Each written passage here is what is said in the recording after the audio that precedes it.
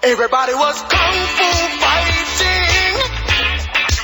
Those kids were fast. Good morning to you. It's 7 minutes after the hour of 9 o'clock, and this is the Mighty 1190 WIXE. I want to welcome in Cory Surridge from the Charlotte Speech and Hearing Center, non-profit organization here that, does exactly what the name says, speech and hearing. How you doing, Cory? Good morning. Thanks for having me. Man, I tell you, I know your expertise is in the hearing side of things more so than the speech, but I never ever forget. I heard a very famous person say one time, and he's got a hearing issue. He's lost his hearing, and I want to say he's got cochlear implants or something now. And he said, hearing loss is the only disease in the world where you suffer from it and people get mad at you. Oh, absolutely. Because you can't hear them. They get upset with you because you can't hear what they're saying.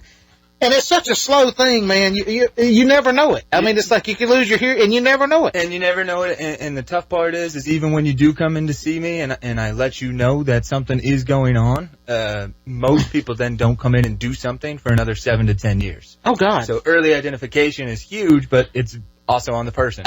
That's what I was going to ask you. If suppose I'm 40 years old. Mm-hmm. Suppose I came in, did a hearing test, and you said, hey, you got some mild hearing loss or whatever. If I do something right then, is hearing like a lot of other things in the sense that if you start trying to treat it early that it won't get as bad, or is it just going to do what it's going to do? It's a two-part question. The first part, if the hearing is going to get worse, it's going to get worse because it's going to get worse. But I think the bigger thing is your understanding, and that's what a lot of people have issues with is they'll say, I could hear, the plane and I could hear this, but I can't hear people. I can't discriminate what they're saying. Yeah. And the earlier you do that, the more likely you're going to have success. So if you came in today and I told you had issues and you did something right then and there, you would do better with that instrument than you would if you came in 7 years later and tried it all over again. No, I've been wearing these headphones for 20 years here, and I try to make it a point to wear them as low as possible. Sure. To be able to, because I don't want to ruin. Sure. And it's not only the loudness, it's how long you do it, too. Mm-hmm. So if you listen to a certain loudness for 2 hours versus that same loudness, but it's for 9 hours, there's a big difference. Yeah, and it's something that you got to be really careful. And it's expensive, man. I mean, I know people that have, one thing, hearing aids are nothing like they used to be. They used to look like this thing, look like a quarter in your ear. Oh, yeah. Now they look like a Secret Service earpiece for a lot of people. But they are super expensive in a lot of cases, and I think that's where you guys try to help people. That's where we come in. We're a nonprofit organization. We've been around Charlotte since about 1967. We're actually turning 48 this year. But that's where we try to come in, is with the financial aspect. We have a lot of different programs that we can put you through to eliminate that financial responsibility on yourself. We don't try to go after any of the ENTs or the big chains or anything like that. Yeah. We're our own entity, but we do offer the same products. We offer everything that's the same. We're just a United Way agency, and we try to get donors to help us, and we just eliminate a lot of those overhead costs to get the price of the actual product down. Well, what's some of the price differences, just to give people an idea of let's say they bought hearing aids. What's typical? Yeah. I had a patient just the other day. He came in and he told me he was just shopping around and he didn't want to commit to anything, and he told me that he was quoted $8,000 for two hearing aids. $8,000. He said he absolutely couldn't afford that. He went somewhere else, and the lady said she would drop it down to $6,000. He then came to me. I was the third stop, and he went through a couple of our programs, and I got him in 2 hearing aids for under $2,000. And the way we go about it is we look at your finances, we look at how many people are in the household, and we look at what can you afford, and then we make our recommendation based upon what you can afford, and we just make sure that it's the correct right aid for you. We're not trying to make any commission or do anything like that. Wow. When a person comes in to see you for the first time and you discern that they might have some kind of issue and need a hearing aid, does a person have to be, do you have to fall under any special program or protocol to come see you, or can anybody do that? Absolutely not. Anybody can come see me. I have seen 2-year-olds. I've seen over 100-year-olds. So you come in and you see me, and I will find out what I can do for you. You come in, we'll check out your finances if that's a program you want to be in and be qualified for a lot of those discounted prices. You show me your finances, you tell me how many people live in the household, and that's our only stipulation. That's really great because, like you said, $8,000. Shane, you mentioned the hearing. It's the only thing that people get mad at you about. You can make that. You can improve your situation, but for $8,000, it's a lot of money. It's tough. But you mentioned, Shane, the process when we had our ribbon cutting through the Union County Chamber with Charlotte Speech and Hearing. Then, and again, you mentioned you were out of Charlotte since 1960s. They do have a location here in Monroe, and that's why you're here. Correct. Is because they're operating that's cool. their I didn't know that. services That's here awesome. in Monroe. Yes. We're right over by Rowan Hills Country Club. Oh, man. McAllister's Deli's right there. Yeah. There's a brown building, 2661. So you can walk either to McAllister's or Five Guys. That's a great place to be. Go over to Good Sweet time Frog, for get lunch. some yogurt. Yes, it is. Yes, it is. Do you find that how long have you been doing this? How long have you been in this field? I've been in this field a couple of years now. I actually worked up in Philadelphia, and I've only been down here for about a year, and I've been with Charlotte Speech and Hearing. Did you do the same thing in Philly as Yes. far as okay? Yes, I did. So in this area, how long have you worked? Not in this geographic area, but in this field, how long have you worked? In this field, I've been doing this for about 5 years. I want to ask you then this: how typical is it for how young are people when they start losing their hearing typically, and do they wait too long? I mean, the reason I'm asking you this is, let's say as a 30-year-old with a wife and 2 kids, and he works a job, and he's, prime of his life, good health, all that stuff, and they just don't think about it. I compare it almost to life insurance. When you're young and somebody comes to try to sell you life insurance, you don't think about it. As you get older, Absolutely. but I mean, the test don't cost anything. The test doesn't cost so, anything. are we talking it takes hours, or are you there less than 30 minutes? How long does it take? Less than 10 minutes. Less than 10 minutes. Absolutely. If there's nothing going on, I can do a screening in 2 minutes just to make sure that everything's okay.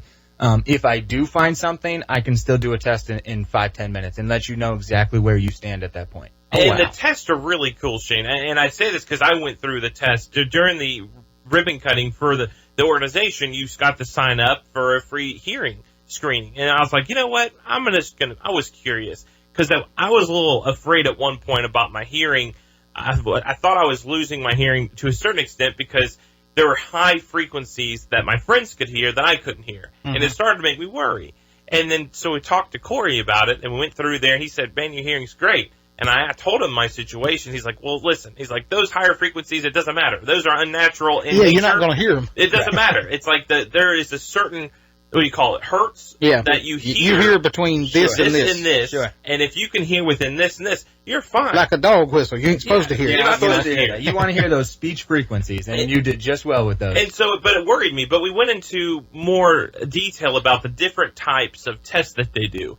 And Shane, think about this. Maybe there's somebody who's in his office that can't tell him which ear, right? Somebody that they don't know which ear they're hearing it from. They can't tell. There are devices that they can put on a person and be able to tell that the bones inside the ear are working regardless of what the patient is telling them. Wow. Correct. So if we have somebody who thinks they're going to come in and fake a hearing loss or something like that, there's tests out there that they don't have to do anything for. They just sit there, I put the probe in, and I look at what all my numbers show up. So there's different tests out there for different people. I try to figure out who needs what, and we go from there. But like I said, 5 minutes, 10 minutes, and you'll know. So it's a lot more typical than people would realize. When you think hearing loss, what automatically comes to mind is just you're listening and the volume just keeps going down, down, down. But that's not necessarily the case. It could just be certain frequencies where you absolutely. Because I remember hearing somebody one time that had I don't think it was a cochlear implant. I think it was just a hearing aid. But they said that they got to the point where they could, like you said, they said they could hear, everything. They could hear the blender running. They could hear the car. They could hear people talk, but they couldn't understand what people were saying. They're actually saying. And I'm like, well, that don't make any sense. If you can hear them, how can you not understand them? But it's very true. Sure, and a lot of people have those friends that just talk very quiet. Maybe they mumble. A lot of women's voices are very high pitched, so men often have a tough time with their wives, and that's a big thing. I think men just tune their wives out. Well, I think that's just, it's like you get told one too many times to take the garbage that's out. That's what somebody say. Hearing loss, God's gift to married men. After a lot of years, it just gets dim. Cory, how much does earwax come into play with hearing loss? Earwax? Or perceptive, anyway, you know what I'm saying. Is it supposed to be in there or not? That's the big question. There is supposed to be a little bit of earwax. Earwax will lubricate the ear. It keeps all the bugs and the critters out. So a little bit of earwax is actually a good thing. A lot of earwax is going to definitely affect you. I take a peek in everybody's ear, and I'll let you know within 2 seconds if you have a lot of earwax. And if it's impacted completely, we can do a test and make sure that, there is sound getting through or there isn't. So we'll let you know if you have a hearing loss just because of the earwax, or is the earwax just there. Are you one of the big no-no for Q-tip people? Or Yes, I am. You don't? Well, see, if somebody's got a lot of wax, how you get it? Your ears actually self-clean themselves. The earwax will actually build up, and it migrates out on its own. So when you're putting that Q-tip in there, you're actually just smushing it around and making it so that it can't come out. You're actually impacting it in there more. And then you pull the Q-tip out, and it's a little bit brown, and you're all excited. But why don't they make Q-tips illegal? I mean, if it's a bad thing, why do we?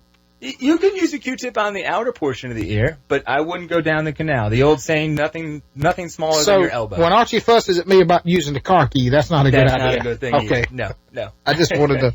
Now, everybody accuses me of having soup. My wife says, I've never met anybody here as good as you. She said, you hear, and I do have, I think, pretty good hearing. I'd be in a restaurant, and I can pick a person out. And if I concentrate, I can listen to that person. And she's like, how do you do that?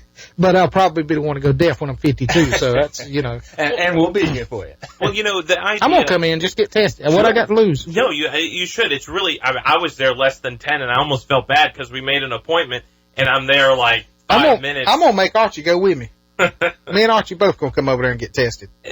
Is there anything you can do if you tell somebody, well, your hearing is, lower than it should be? What's the next course? Because you said a lot of people leave for 7 years. Is there a way to stop the hearing loss or anything? Protection, and everyone thinks that it's just, rock concerts and things like that, but you go outside and you're mowing your lawn for a few hours, put some earplugs in. If you're sitting there, blenders in the kitchen and louder things like that, drills, saws, things like that. Wear protection. It's not guns. Guns. It's not just, I went to the Rolling Stones concert last night, so I need to wear ear protection. It's all those household chores. I've always, we love to shoot, and I bought me a good set of headphones for shooting. I don't understand. That's something that I can't, my hearing's sensitive. If I shot a gun that close, it'd make my head hurt. Sure. I couldn't do it. No. Absolutely. And I've heard this, and I don't know how accurate it is, so I'm bringing it up. I've heard that if you are exposed to a lot of loud noise, and it is detrimental to your hearing to a certain extent. It doesn't mean you're going to lose your hearing, but it's like louder than it should be for your hearing. The ringing that you hear hours later, is that a sign that it was too loud, or is the ringing kind of a side effect? It could indicate that, and a lot of people believe that ringing that you're hearing is actually the tiny hair cells in the ear, and they're actually dying as you're doing that. Once those hair cells die, you can't get them back. I got a question for you. Sure. This happens to me sometimes, and I would imagine it happens to everybody. Why is it sometimes just out of the blue and for no apparent reason, one of your ears just goes deaf? Like you can't hear anything, and then a few minutes later, it opens back. I've had it happen numerous times in both ears. That's a good question that I do not know the answer. It doesn't mean you're going deaf. No, it just means that's just something that nature does. Absolutely. It could just be allergies or something like that taking over. Absolutely. I know it freaks me out every time it does it, because it's like... I know the same feeling. It will kind of go deaf to a certain extent, and then there might be a ringing, and then it will come back. And it'll just come back on its own. But just slap it around, There's one thing that's absolutely certain. If you go in, and I know how people are.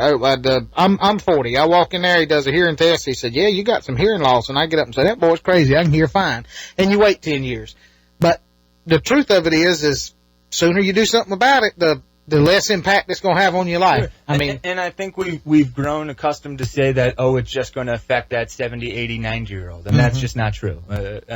Yes, it's more prevalent in elderly individuals, but you're talking 1 in 5, 1 in 6 children have some type I was going to ask you, would it be a good idea, because, kids start school, we started school at 5. Kids start school now at 2. They got pre-K now or whatever. But would it be a good idea that before your kid gets school age, just run them in there and get the hearing checked? Because how much of a disadvantage would they be at to have a 5-year-old with a hearing problem and it impact them all the way through school. It's a huge disadvantage. It's a huge disadvantage when you're sitting in class and you can't hear the teacher, and all of a sudden you're walking around the classroom and you're getting in trouble for misbehaving. Well, that child's not misbehaving. He just can't hear the teacher. Yeah. So that's what he's doing, and he's not trying to misbehave. He's just sitting there struggling and trying so much harder than all the other kids in the class. And one thing I do want to mention, just to talk about all that the company does. Again, it's Charlotte Speech and Hearing Center. We have the hearing guy here, and I met the woman who's in charge of the speech for the Monroe area, and she is so nice. And there's a lot that you guys can offer to especially children that might have a speech impediment or suffer from a disadvantage in the speech area, in which they can, for the same nonprofit status, you're able to offer them services to improve their learning, to improve their way of life, everything. Absolutely, and in doing that, Monica is terrific at what she does, but you're also getting that one-on-one. You're not sitting there in the classroom with 20, 30 other people. You're sitting there, it's just your child and Monica's taking the time to sit there with your child and make sure that everything's okay. Isn't it not too much of a stretch to say that the hearing and the speech could interact with? I mean, it could be the same. They can go hand in hand. Yeah, they can go hand in hand. We do a lot, especially with children. We'll pass each other's children off to each other, and maybe I'll do the screening and then send them over to Monica. So we do a lot of back and forth. Well, right now, through the 13th of November, they got a special promotion going on. Save $1,000 on a pair of hearing aids, or $500 on one, plus the free hearing exam, plus 3 months of batteries for free when you make that purchase. So the hardest part of all this, the hardest part of every bit of this, is to convince whoever that person is that they need to go have their hearing checked. Correct. And it's almost that I can't convince you. You have to be ready to do it. But if I tell you some of the stipulations about the isolation and the depression and the Alzheimer's that can come from untreated hearing loss, a lot of the times that is me convincing you. And that's what I think a lot of people need to hear, is those warning signs. I just think you'd be better off to go ahead and take care of it early and just, it's one less thing to worry about. Reed was a little bit worried. They checked it, and now he feels fine. Now I'm fine. In 2 minutes. It takes 2 minutes. The website is charlottespeechhearing.com, and the office here in Monroe is located in the same shopping center there where McAllister's Deli, Five Guys. Just past Five Guys on 74 there in the Target shopping center. It's kind of right there. And the number is 704-523-8027. Do you only operate certain days at the Monroe office, or how does that work? Speech services are there every day. Hearing right now is there all day on Thursdays. All day on Thursday. Mm-hmm. So you're there today. Correct. Cool. And before you go, Cory, I do want to mention that, and this is something really cool, Shane. You are a nonprofit, and if there's anybody who wants to get involved, with fundraising, or anybody who wants to be a donor with you, someone that maybe has gone through hearing loss or speech therapy and really want to give back, you have a challenge right now where you're trying to raise $10,000. And tell us about that. There's a gentleman, a donor up in Charlotte, who was thrilled that we were opening up a second location, and he told us that he would match up to $10,000. Any donors that come in from the Monroe area, he would match it and make a contribution himself. So we're thrilled to hear about that, and we hope Monroe could come out and support us. Absolutely. Is it? Should people make an appointment for the hearing test, or just you're better off making an appointment? Just make sure that I'm there and I can handle you. I don't want you sitting there forever. But same number, 523-8027. Yeah, absolutely. All right. Very good. Thank you for coming in, man. I appreciate it. It's the Charlotte Speech and Hearing Center. Go by and give Cory a call, 704-523-8027. Get the hearing tested, or if you think the speech will be something that would help you or your child.